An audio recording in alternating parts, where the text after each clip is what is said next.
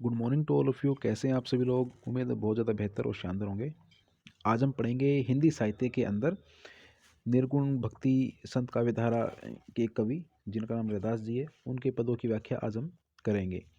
क्योंकि रैदास जी के पद हमारे हिंदी साहित्य के बीए भाग प्रथम छात्रों के लिए बीकानेर यूनिवर्सिटी, जो हमारी महाराजा गंगा सिंह यूनिवर्सिटी के नाम से जानी जाती है, उनके पाठ्यक्रम के अंदर ही संकलित हैं। सेमेस्टर फर्स्ट के अंदर जो आपकी परीक्षा जनवरी के पहले या सेकंड सप्ताह में होने जा रही है, उसके सेमेस्टर फर्स्ट के लिए निर्गुण संत काव्यधारा के अंदर रैदास जी के कुछ पद संकलित हैं। तो उन्हीं के पदों की आइए हम सेपरेशन व्याख्या करते हैं। तो उनके अंदर आपका पहला पद लगता है, उनके काव्य के अंदर रैदास जी का पहला पद है, अब कैसे छूटे राम नाम रट लागी, प्रभु जी तुम चंदन हम पानी, जाकी अंग अंग बास समानी, प्रभु जी तुम घन हम मोरा, जैसे चितवत चंद चकोरा, प्रभु जी तुम दीपक हम बाती, जाकी ज्योति बरे दिन राती, प्रभु जी तुम मोती हम धागा, जैसे सोनहि मिलत सुहागा, प्रभु जी तुम स्वामी हम दासा, ऐसी भक्ति करे रैदासा। प्रस्तुत पंक्तियाँ रैदास जी के पद से ली गई हैं और इस पद के जो रचिता हैं वो रैदास जी हैं, जो निर्गुण संत काव्यधारा के कवि माने जाते हैं। इनके गुरु का नाम रामानंद जी राय, ये रामानंद के 12 शिष्यों में शामिल थे और इस पद के माध्यम से संत रैदास जी की भक्ति भावना का परिचय मिलता है। तो अभी इनके इसकी व्याख्या करते हैं हम हिंदी के अंदर।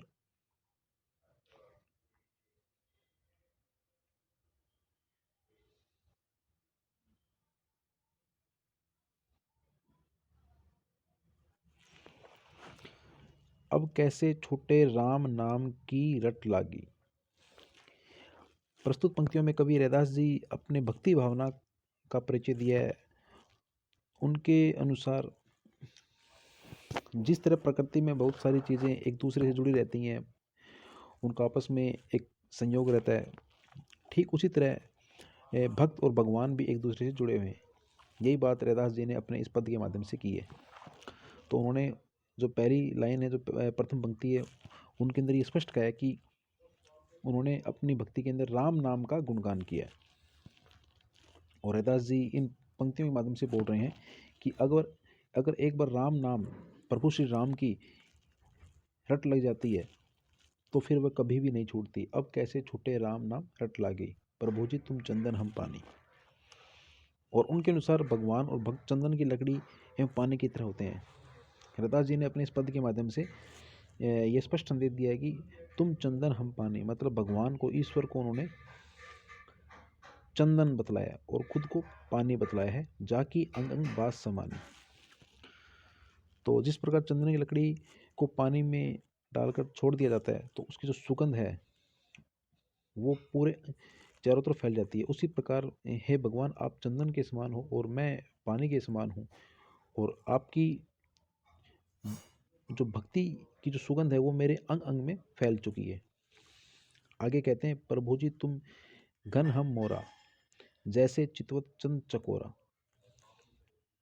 रैदास जी इस लाइन के माध्यम से कहते हैं कि प्रभु जी तुम घन, घन मतलब बादल, घन का अभिप्राय यहाँ पर बादल है, और मोरा मतलब होता है मोर। तो रैदास जी ने भगवान को, अपने ईश को घन का है, बादल का है, और खुद को जंगल में नाचने वाला मोर का है। जब बारिश का समय आता है, जब वर्षा वर्षा ऋतु काल आता है, तो उसमें जंगल के अंदर मोर बहुत ज़्यादा खुश हो जाता है और वो अपने पंखे फैलाकर नाचता है। तो उसी भक्ति भाव से ही प्रभु जी को कह रहे हैं कि जंगल में उपस्थित मोर अपने पंख फैलाकर नाचे बिना नहीं रह सकता, ठीक उसी प्रकार एक भक्त राम का नाम लिए बिना भी नहीं रह सकता। आगे कहते हैं, प्रभु जी तुम दीपक हम बाती, प्रभु जी तुम दीपक हम बाती, जाकी ज्योति बरे दिन राती। तो उन्होंने भगवान को दीपक और खुद को बाती के समान बतलाया है।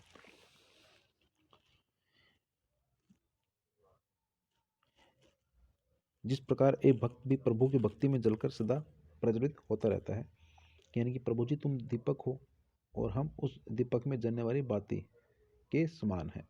जाकी ज्योति बरे दिन राती, जिसकी ज्योत दिन रात जलती रहती है। प्रभु जी तुम मोती हम धागा, जैसे सोनहि मिलत सुहागा।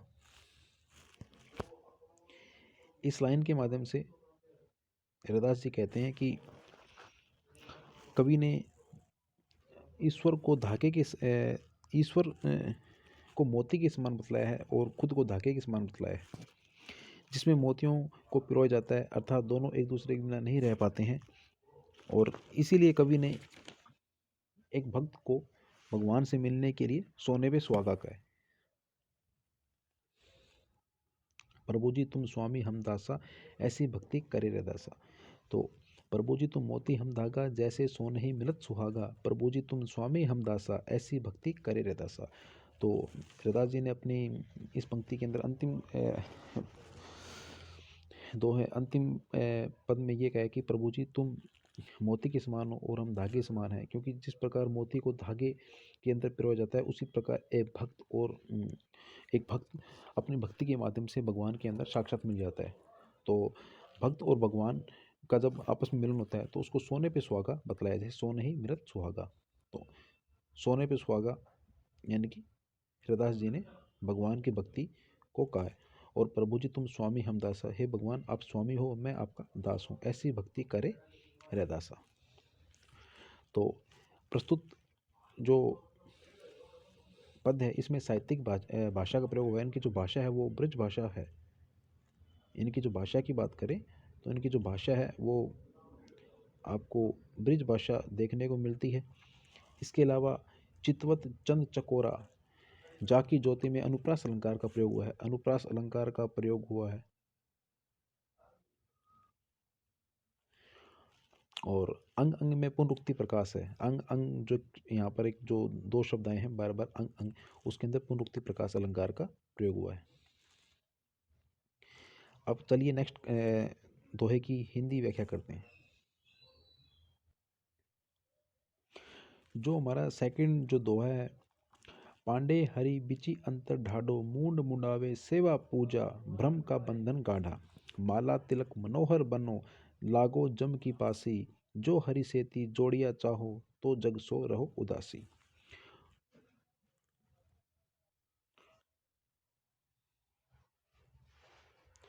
जो हरि सेती जोड़िया चाहो, तो जग सो रहो उदासी। भूस न भाजे तृष्णा न जाई, कहो कौन कवन गुण होई, जो दधी में कांजी को जामन, तो घृत न काढ़े कोई। कहनी कबनी ज्ञान अचारा, भक्ति इन्हू सोई न्यारी। दोई घोड़ा चढ़ी कोउ ने, पहुँचो सतगुरु कहीं पुकारी। जो दासा तन कियो चाहो, आस भक्ति की होई, तो निर्मल सांग मगन हवे, नाचो लाज शरम सब खोई। कोई दाधो कोई सीधो, सांचो कूड़ नीति मारिया, कहे रे दास हो न कहत हो, ये का दश है पुकारिया। प्रस्तुत पद्यांश रैदास जी के द्वारा रचित रैदास के पद से लिया गया है। और इस पद में कवि ने बाह्य आडंबरों को मिथ्या बताकर सच्ची भक्ति के ऊपर प्रकाश डाला है। क्योंकि निर्गुण भक्ति के अंदर जितने भी संत कवि रहे, उन्होंने हमेशा बाह्य आडंबरों को, मूर्ति पूजा, माला फेरना, इन सब का उन्होंने हमेशा परित्याग करने पर बल दिया है। और उन्होंने ईश्वर से सीधा ही मिलन का संदेश दिया है, यानी कि आत्मा से परमात्मा का मिलन उन्होंने अपनी भक्ति दोहों के माध्यम से बतलाया। तो प्रस्तुत पद्यांश में भी यही वर्णन है।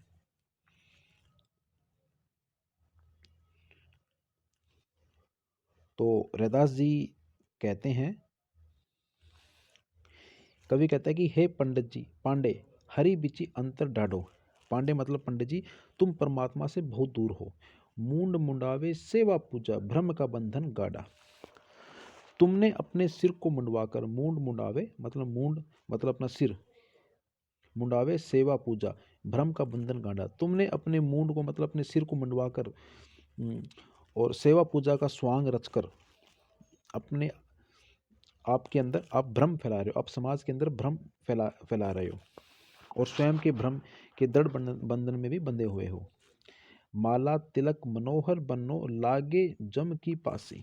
और आगे वो कहते हैं कि माला तिलक और आकर्षण वेशभूषा, क्योंकि मैंने आपको पहले बताया था निर्गुण संत जितने भी रहे उन्होंने माला फेरने पर और भाई आडंबरों पर उन्होंने हमेशा कटाक्ष किया। तो वही बात यहाँ पर कह रहे हैं कि माला तिलक मनोहर, मानो आपने जो माला और तिलक जो धारण कर रखे हैं और आपने जो आकर्षण वेशभूषा, मनोहर बानो मतलब आकर्षण वेशभूषा जो आपने धारण कर रखी है, ये सब बाह्य बाह्यचार हैं, ये सब ये आडंबर हैं।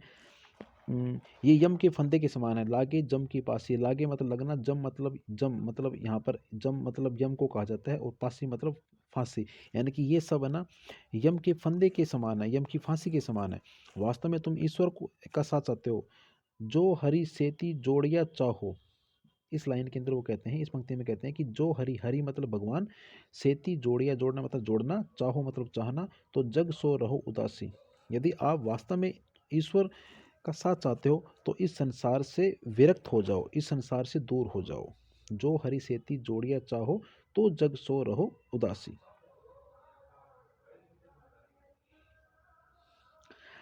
आगे की लाइनों के अंदर वह करते हैं, भूस न बाजे तृष्णा न जाई, कहो कौन कवण गुण होई।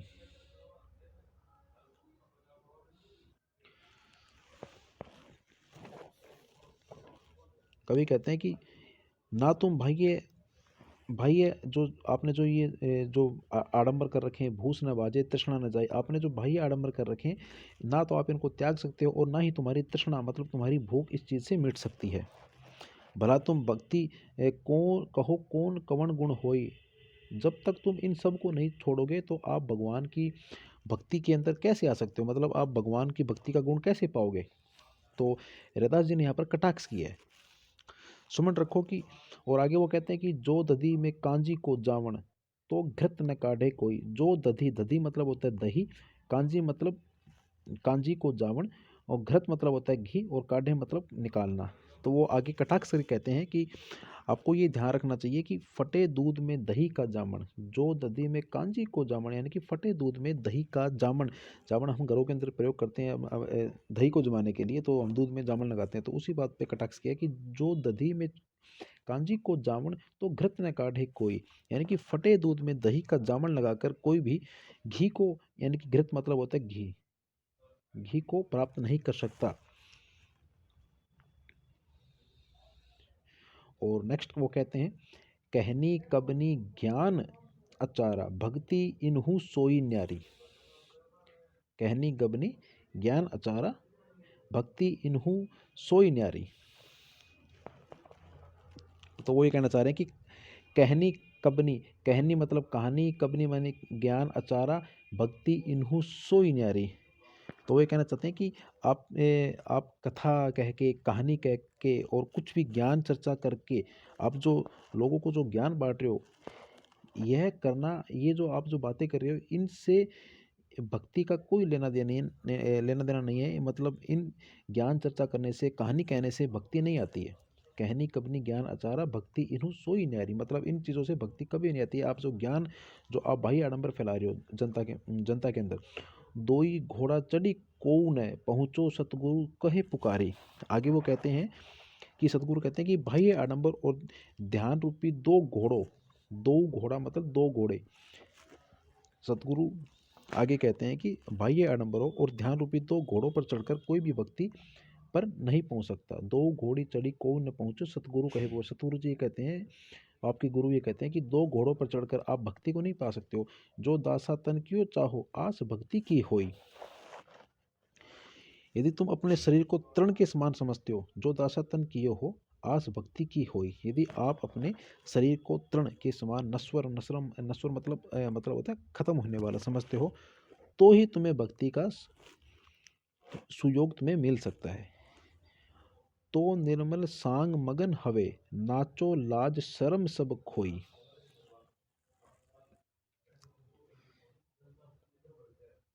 ये जो लाइन है, तो निर्मल सांग मगन हवे, नाचो लाज शर्म सब खोई। कोई ददो कोई सीधो, सांचो कूड़ नीति मारिया। तन मन से निर्मल हो, सामाजिक लाज खोकर, मतलब निर्मल, निर्मल मतलब स्वच्छ होना। यदि यदि आपको भगवान को प्राप्त करना है तो आपको तन और मन से निर्मल होना पड़ेगा। और आपको सांग मगन हवे नाचो लाज शर्म मतलब सामाजिक लाज शर्म आपको सब खोनी, मतलब आपको सब छोड़ना पड़ेगा, आपको मन से तन से निर्मल होना पड़ेगा और आपको जो सामाजिक लाज होती है, जो आपको ये शर्म आती है, इन सबको छोड़ना पड़ेगा, तभी आप भगवान की भक्ति को सच्चे मन से पा सकते हो। कोई दाधो कोई सीधो सांचो कूड़ नीति मारिया। आगे वो कहते हैं कि सच्चे सीधे भक्तों को कुटिल लोग सताते हैं, कोई दादो कोई सीधो, मतलब जो सच्चे इंसान होते हैं, जो सीधे जो संत होते हैं, उनको सांचो कूड़ नीति मारिया। कूड़ मतलब कुटिल, कूड़ मतलब कुटिल, कुटिल लोग, कुटिल मतलब बेकार लोग, गंदे लोग, वो उनको हमेशा सताते रहते हैं। अच्छे लोगों को हमेशा कुछ ना कुछ, जो बुरे व्यक्ति हैं, नुकसान पहुंचाते रहते हैं और पीड़ा पहुंचाते हैं। लेकिन जो सच्चे लोग होते हैं, जो संत होते हैं, वो कभी इस बात की फिक्र नहीं करते हैं, वो चिंता नहीं करते हैं। तो रैदास जी कहते हैं, कहे रैदास हो न कहत हो ये का दश पुकारिया। तो रैदास जी कहते हैं, ये बात मैं अकेला कभी नहीं कहता, कहे रैदास हो न कहत हो, मैं ये बात कभी भी अकेला नहीं कहता। ये का दश है पुकारिया, ये का दस है पुकारिया, ये बात मैं अकेला कभी नहीं कहता, मेरे अन्य 11 साथी भी ये बात कहते हैं। मतलब जो मेरे जो 11 साथी हैं, वो 11 साथियों का जिक्र यहाँ पर, जो 11 जो अपने साथी बतला रहे हैं, वो वही साथी हैं जो रामानंद के 12 शिष्य, रामानंद जी के 12 शिष्य रहे हैं। उन साथियों की तुलना वो कर रहे हैं, एक खुद और 11 वो। तो वो कह रहे हैं कि हमारे जितने भी जो हम जितने भी शिष्य रहे, रामानंद जी के शिष्य रहे हैं, उन्होंने ये बतलाया है कि आपको भय आडंबरों को त्याग कर भगवान के सच्चे अर्थों के अंदर ही भक्ति की जानी चाहिए। तो आज हमने की रैदास जी के 2 पदों की व्याख्या, जो आपके हिंदी साहित्य बीए भाग प्रथम वर्ष के छात्रों के लिए संकलित हैं।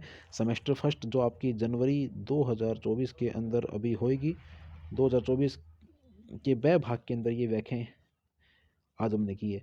तो ऐसी और भी वीडियो को प्राप्त करने के लिए आप चैनल को प्लीज़ सब्सक्राइब कीजिएगा। So thank you so much, मिलते हैं एक नेक्स्ट वीडियो के अंदर।